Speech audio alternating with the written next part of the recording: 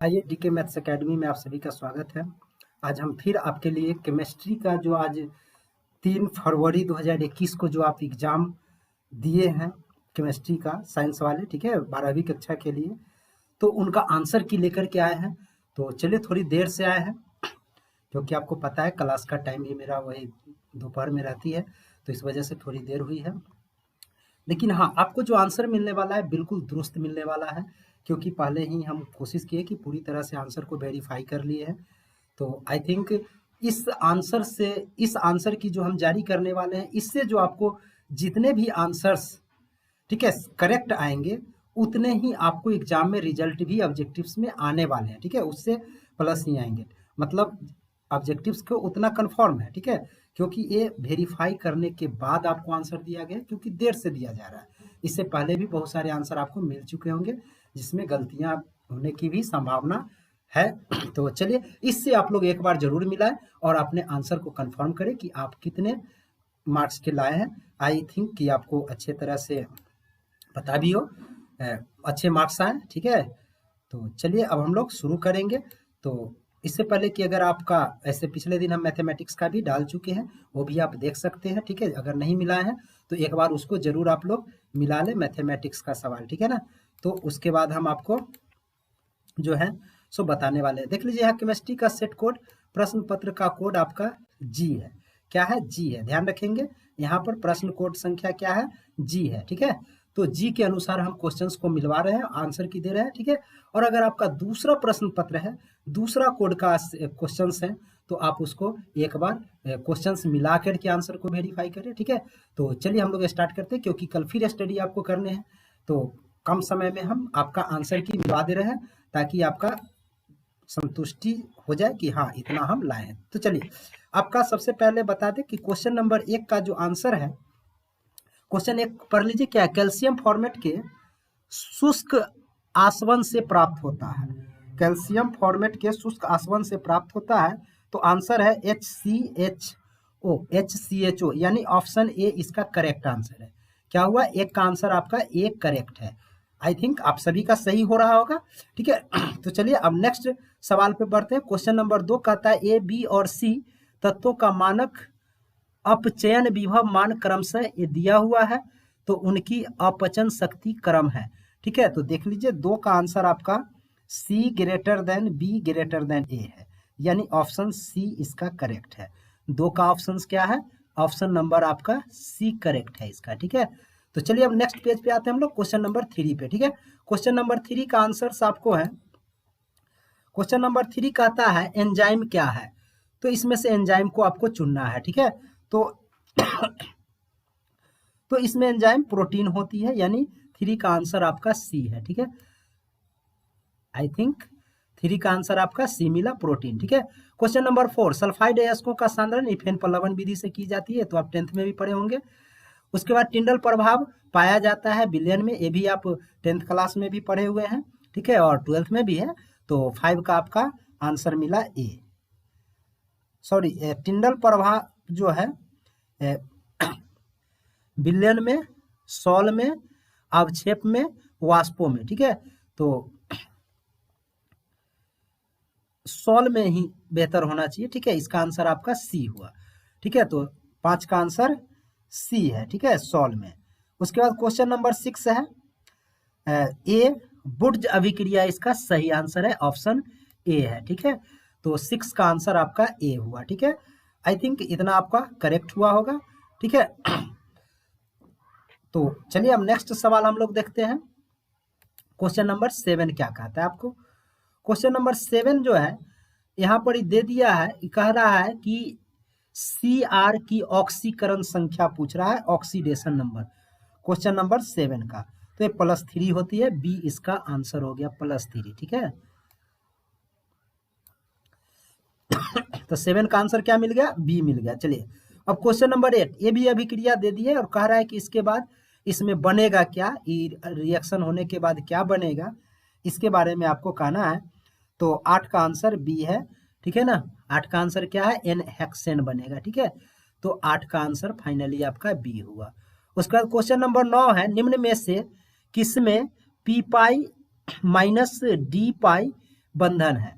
ठीक है, मतलब पी में पाई बंधन और डी में पाई बंधन, मतलब पूछ रहा है आपका इसमें से कौन में ए वाला जो बंधन है ये आपका है। तो क्वेश्चन नंबर 9 का आंसर डी है, SO3 2 माइनस, SO3 2 माइनस, इसका आंसर आपका फाइनली डी हुआ। ठीक है, क्वेश्चन नंबर 10, वर्ग 16 के तत्व कहलाते हैं।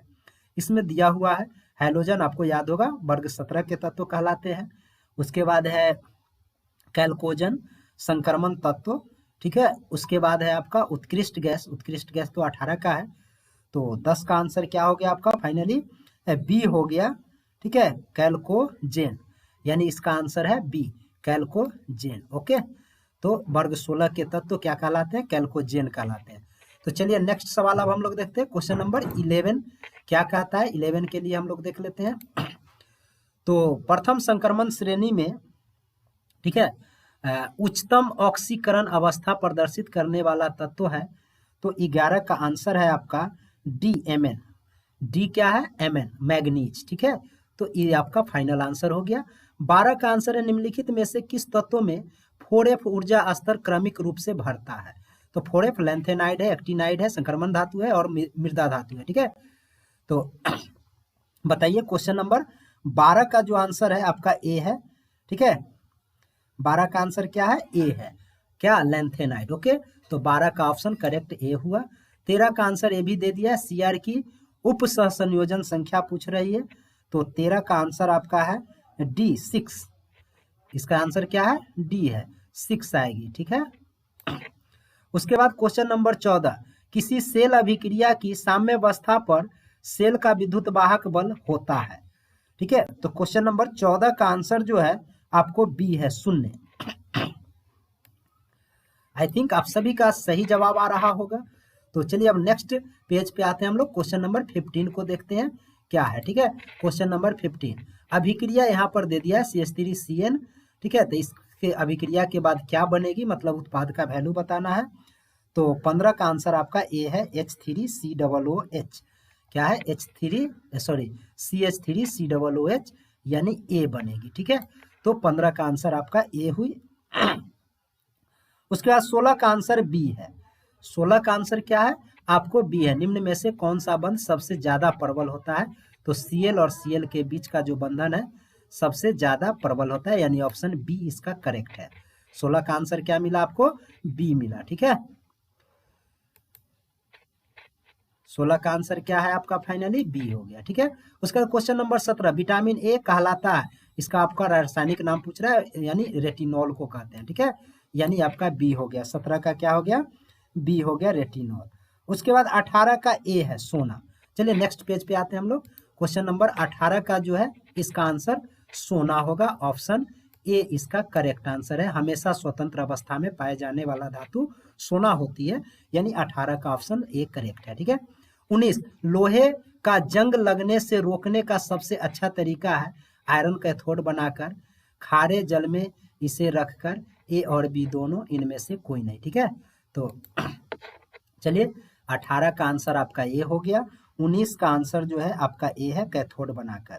19 का आंसर क्या है, ए है, कैथोड, आयरन कैथोड बना करके हम जंग लगने से रोक सकते हैं।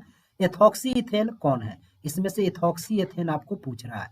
ठीक है, तो आपका ऑप्शन 20 का सी होगी। ठीक है, C2H5O और CH2H, मतलब ईथर ग्रुप का एन नाम है। ठीक है, तो आपका 20 का सी मिल गया। तो चलिए अब नेक्स्ट सवाल हम लोग पहुंचते हैं, क्वेश्चन नंबर 21 पे, नेक्स्ट पेज है आपका। ठीक है, नेक्स्ट पेज में आपका 21 आ गई है। अब निम्नलिखित में से किसमें मैग्नीशियम है, ये 4 ऑप्शंस दिए हुए हैं और आपको बताना है कि किसमें मैग्नीशियम है। तो 21 का आंसर ए है, क्लोरोफिल में मैग्नीशियम की मात्रा पाई जाती है, तो ऑप्शन ए करेक्ट है। उसके बाद अभिकारक अणुओं को उत्पाद में परिवर्तित होने के लिए आवश्यक न्यूनतम ऊर्जा होती है। ठीक है, तो 22 का आंसर आपका सी है, संक्रिय ऊर्जा। क्या है, संक्रियन ऊर्जा, यानी 22 का सी मिला। ठीक है, चलिए अब नेक्स्ट 23 है, 23 नंबर सवाल, भौतिक अधिशोषण में लगभग उष्मा ऊर्जा होती है। ठीक है, यानी क्वेश्चन नंबर 23 का आंसर आपको फाइनली सी है, 60 से 80। ठीक है, 60 से 80 किलो जूल प्रति मोल, 60 से 80 ऑप्शन आपका सी हो गई। ठीक है, 23 का। तो चलिए अब नेक्स्ट पेज पे हम लोग चलते हैं। क्वेश्चन नंबर 24 यहाँ पर देख लीजिए, अंग्रेजी से क्वेश्चन मिला दिए, ऊपर थोड़ा सा कटा हुआ है। क्वेश्चन नंबर 24 कहता है कि SN2 क्रिया विधि में निर्माण होता है, यही ना, SN2 mechanism produced by formation of, मतलब इस क्रिया विधि में कौन सा निर्माण होता है। तो इसका आंसर जो होगा आपका, ठीक है, 24 का आपका ए है, ठीक है, 24 का आंसर क्या है, ए है, कार्बोधनायन। 24 का आंसर एक क्या है, कार्बोधनायन। उसके बाद 25 का आंसर है आपका CH3CH2OH, यानी निम्न में से कौन सा यौगिक जल में विलय है, तो CH3CH2OH, यानी 25 का आंसर आपका डी है, CH3CH2OH, यानी ऑप्शन डी आपका करेक्ट है, ठीक है। क्वेश्चन नंबर 26, कार्बोनिल समूह जो दिया हुआ है कि कार्बन पर कौन सा प्रसंकरण होता है, हाइब्रिडाइजेशन, ठीक है। तो आपको 26 का जो आंसर है ये आपका बी है, sp2। 26 का आंसर बी है, sp2, ठीक है। उसके बाद 27 का आंसर, फॉर्मल्डिहाइड को NaOH के विलयन के साथ गर्म करने पर प्राप्त होता है, ठीक है। तो 27 का आंसर है ए, फॉर्मिक अम्ल। 27 का आंसर क्या है, ए है, फॉर्मिक अम्ल। आई थिंक आप सभी का बिल्कुल सही जवाब होता रहा होगा, ठीक है, और अच्छे मार्क्स आप गेन कर पाए। तो चलिए अब क्वेश्चन नंबर 28, क्वेश्चन नंबर 28 अभिक्रिया ये दिया हुआ है, इसमें भी पूछ रहा है जी इस अभिक्रिया के बाद क्या बनेगी, मतलब उत्पाद का वैल्यू, उत्पाद क्या आने वाला है, ये पूछ रहा है। तो क्वेश्चन नंबर 28 का आंसर बी है, फिनॉल। क्या बनेगा इससे, फिनॉल बनेगा, बी नंबर करेक्ट आंसर है। उसके बाद 29 का, निम्नांकित अभिक्रिया का प्रमुख प्रतिफल है, मतलब ये अभिक्रिया दे दिया तो यहाँ पर क्या बनेगा, इसमें भी उत्पाद पूछ रहा है। तो 29 का आंसर बी है, C2H5NH2, ठीक है। 29 का आंसर बी है, C2H5NH2। उसके बाद 30 का आंसर जो है, निम्नलिखित में कौन कृत्रिम मीठा अभिकर्ता है, सेक्रिन, एस्पार्टेम, सोडियम साइक्लोमेट, ये तो सब है, यानी इनमें सभी आपका करेक्ट आंसर है, 30 का डी। चलिए अब नेक्स्ट पेज पे हम लोग चलते हैं, ठीक है। तो नेक्स्ट पेज आपका है क्वेश्चन नंबर 31, निम्नलिखित में कौन सा प्राकृतिक बहुलक है, इसमें से प्राकृतिक बहुलक चुनना है, ठीक है। तो आपको पता होगा 31 का जो आंसर है वो है ए। 31 का आंसर क्या है, ए, प्रोटीन, प्राकृतिक बहुलक है इसीलिए, ठीक है। नायलॉन, बुना, टेरिलॉन, ये सब कृत्रिम है, ठीक है, कृत्रिम बहुलक है। तो प्राकृतिक में प्रोटीन होंगे, ठीक है। तो 31 का ऑप्शन ए करेक्ट है। 32 का, तो 32 का आपका ए है, क्या है, हेक्सा एमाइन प्लेटिनम क्लोराइड का सही सूत्र है, तो ये आपका ऑप्शन ए है, ये तो सूत्र ही है। चलिए क्वेश्चन नंबर 33 निम्नलिखित में से कौन अक्रिस्टलीय ठोस का उदाहरण है, अक्रिस्टलीय ठोस का उदाहरण है, 33 नंबर सवाल है, इसमें है सी, कांच। इसका करेक्ट आंसर है सी, कांच, ठीक है। तो चलिए अब नेक्स्ट हम लोग चलते हैं नेक्स्ट पेज पे।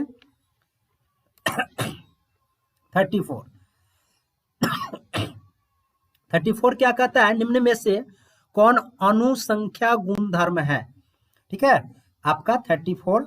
तो 34 का आंसर है डी। 34 का आंसर क्या है, प्रासरण दाब, ऑप्शन डी इसका करेक्ट आंसर है, ठीक है। 35 1 मोल में Al3+ एल्यूमिनियम में अपचयन के लिए कितने आवेश की आवश्यकता होगी, तो 35 का आंसर आपका ए है। 35 का आंसर क्या है, ए है, ठीक है। 35 का आंसर क्या मिला, ए मिला। उसके बाद है 36 का आंसर यहाँ पर है बेरवेदार ठोस का उदाहरण है, तो रबर, ऑप्शन डी, क्योंकि इसमें रवेदार नहीं होते, सब रवेदार है, डी में बेरवेदार है, इसमें रवा नहीं होती, ठीक है। चलिए अब क्वेश्चन नंबर 37 ए है आपका। 37 का आंसर, ये अभिक्रिया का उत्पाद क्या बनेगी, तो CH2 मतलब आपको क्या बनेगी, क्या नंबर है, 37 है ना, तो 37 का ए होगा, ठीक है, CH2 बनेगी, ठीक है।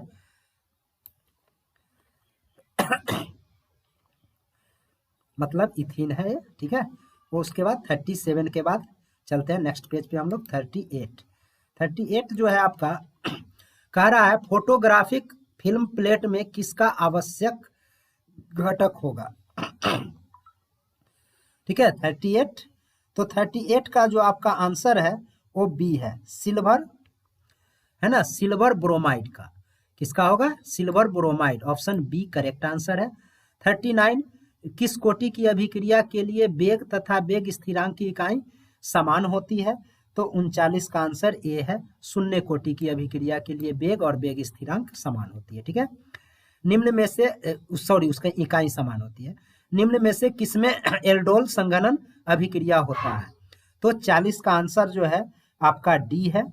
ठीक है, 40 का आंसर क्या है? CH3CHO, ये आपका करेक्ट आंसर है।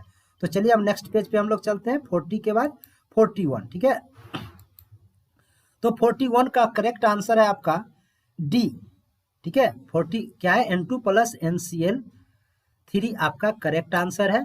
ठीक है, अभिक्रिया करके बनाता है, कहता है क्लोरीन अमोनिया से अभिक्रिया करेगा तो क्या बनेगा? N2 plus NCl3। ठीक है, उसके बाद 42 में है, कौन ताप द्वारा प्रभावित नहीं होता है? ठीक है, 42 में बताना है कि आपको किस पर ताप का प्रभाव नहीं पड़ता है, वो ऑप्शन चुनना है आपको। ठीक है, तो 42 का करेक्ट आंसर आपका बी है, मोललता। क्या है? बी, मोललता। ठीक है, उस पर ताप का प्रभाव नहीं पड़ता है। ठीक है, उसके बाद 43 नंबर ये दे दिया है, पूछ रहा है इतना को कहते हैं, क्या कहते हैं? इसमें से ये अभिक्रिया दे दिया, इस अभिक्रिया का आपको नाम पूछा जा रहा है। तो 43 का आंसर आपका सी है, बुर्च फिटिच अभिक्रिया। ठीक है, 43 का आंसर क्या है? आपका सी है। ठीक है, चलिए अब नेक्स्ट पेज पे हम लोग चलते हैं। आपका नेक्स्ट पेज है 44, फिनॉल में सेलिसाइल एल्डिहाइड में निम्नलिखित में से किस अभिक्रिया द्वारा परिवर्तित किया जाता है? तो 44 का आंसर आपका क्या है? सी है, रीमर टीमर, है ना? 44 का आंसर आपका सी है, रीमर टीमैन अभिक्रिया। ठीक है, इसका करेक्ट आंसर आपका सी है। ठीक है, चलिए उसके बाद 45, प्राथमिक एमीन की पहचान किसके द्वारा की जाती है? प्राथमिक एमीन की पहचान किसके द्वारा की जाती है? तो 45 का आंसर आपका बी है। ठीक है, CHCl3 प्लस KOH के द्वारा प्राथमिक एमीन की पहचान की जाती है। ठीक है, उसके बाद है 46, एस्कॉर्बिक अम्ल। आपको पता है ये अम्ल है, विटामिन सी का नाम है। ठीक है, तो इसमें से एंजाइम एमिनो नाम ही है, विटामिन है ना, विटामिन सी का ही रासायनिक नाम है, तो यानी विटामिन है, यानी 46 का आंसर आपका ए हो गई। ठीक है, उसके बाद 47 का आंसर आपका, चलिए नेक्स्ट पेज में है ना, चलिए नेक्स्ट पेज पे चलते हैं। तो नेक्स्ट पेज में आपका 47, वह पदार्थ जो शरीर के ताप को कम करता है कहलाता है। ठीक है, शरीर के ताप को कम करता है, मतलब आपको यहाँ फीवर की बात कर रही है। ठीक है, तो 47 का आंसर है आपका ए। 47 का करेक्ट आंसर क्या है? ज्वरनाशी। इसको क्या कहते हैं? ज्वरनाशी। ए, 47 का आंसर ए है। 48 का आंसर आपका आ जाएगी बी। ठीक है, 48 का आंसर क्या आ जाएगी? बी आ जाएगी, फ्रेंकेल दोष। ठीक है, यही दिया हुआ है, ऋणायन द्वारा खाली स्थान में पकड़ लिया जाता है ना, रावा में जब इलेक्ट्रॉन ऋणायन द्वारा खाली स्थान में पकड़ लिया जाता है तब वह दोष क्या होता है? फ्रैंकल दोष। ठीक है, उसके बाद 49 का आपका हॉफ गुणक पूछ रहा है, इसका CaNO3 का होल 2 है, में बॉन्ड हॉफ गुणक पूछ रहा है जो कि 3 होता है ना, तो 49 का आंसर आपका 3 हुआ। ठीक है, 49 का आंसर सी है, 3। ठीक है, उसके बाद 50 का, चलिए नेक्स्ट पेज पे, नेक्स्ट पेज आपका क्वेश्चन नंबर 50 कहता है मानव शरीर नहीं उत्पन्न करता है एंजाइम, DNA, विटामिन, हार्मोन्स। ठीक है, इसमें से कौन मानव शरीर जो है सो उत्पन्न नहीं करता है? तो इसका आंसर सी है, विटामिन उत्पन्न नहीं करता है, बाद बाकी शरीर में सारा उत्पन्न होता है। चलिए ये दे दिया है, ये पूछ रहा है कि इसमें से कौन ऑप्शन आपके सही है। यहाँ पे कुछ दिया हुआ है ना, ZNS, Zn2 प्लस। ठीक है, ये दे दिया है, आप पूछ रहा है तो इसमें से आपको कौन सा सेल है, ये आपको सेल का नाम बताना है। तो 51 का आंसर बी है, क्या? डेनियल सेल है। ये कौन सा सेल है? डेनियल सेल है, यानी बी करेक्ट आंसर हो गई। उसका CH3CN के अवकरण से प्राप्त होता है, क्वेश्चन नंबर 52 है। ठीक है, तो इसका आंसर है बी, CH3COOH। 52 का आंसर क्या है? बी है। उसके बाद 53, सबसे प्रबल अम्ल होता है, यहाँ पे दे दिया है। ठीक है, तो 53 का आंसर आपका है ए, HClO4। HClO4। ठीक है, सबसे प्रबल है, इसलिए ऑप्शन इसका ए हो गई। ठीक है, क्या हो गया, ऑप्शन ए करेक्ट है। चलिए नेक्स्ट पेज पे हम लोग चलते हैं। क्वेश्चन नंबर 53 तक हम लोग मैच कर चुके हैं। अब हम लोग चलते हैं 54। 54 भी यहाँ दे दिया है। 234.2 ग्राम चीनी के घोल में 34.2 ग्राम चीनी है। घोल का मोलर सांद्रण क्या होगा, ये न्यूमेरिकल है। जब इसको आप कैलकुलेट करेंगे तो 54 का आंसर आपको आने वाला है ए 0.1। ठीक है, चलिए उसके बाद 55। निम्न अभिक्रिया का प्रमुख प्रतिफल निम्नलिखित में कौन है। ये अभिक्रिया दे दिया, इसमें क्या चीज बनेगी वो आपको बताना है। ठीक है, तो 55 का आंसर सी है। सी क्या, COCl2 वहां पे खाली जगह पे भरा जाएगी। उसके बाद IUPAC प्रणाली में एसीटोन का नाम है। ठीक है, एसीटोन है, तो इसका IUPAC नेम क्या होता है, ये आपसे पूछा जा रहा है। तो 56 का आंसर है प्रोपेनॉन। एसीटोन का IUPAC नेम क्या होता है, प्रोपेनॉन, यानी सी। 56 का आंसर सी हो गए। 57 है, अनुचुंबकत्व प्रदर्शित करने वाला पदार्थ होता है। ये 4 ऑप्शंस हैं, तो आपको बताने हैं। 57 का आंसर बी है O2। ठीक है, तो चलिए अब नेक्स्ट पेज पे क्वेश्चन नंबर 58 पे हम लोग आ गए। क्वेश्चन नंबर 58 का है, क्वेश्चन नंबर 58 यहाँ दिया हुआ है मिथाइल एमीन को बनाया जा सकता है।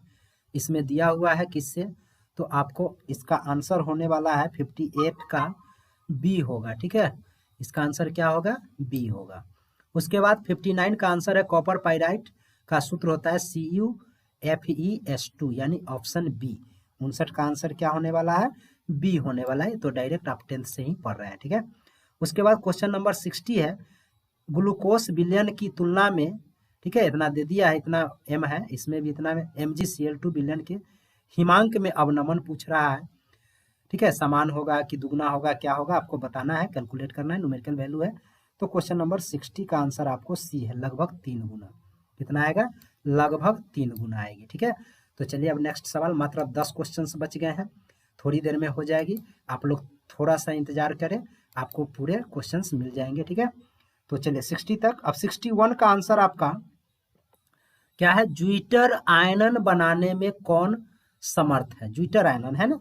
तो इसका आंसर जो है 61 का आंसर आपका डी है। क्या है, डी है, H2NCH2COOH। ठीक है, 62 प्रगलन विधि में धातु के ऑक्साइड के अपचयन में प्रयुक्त होता है।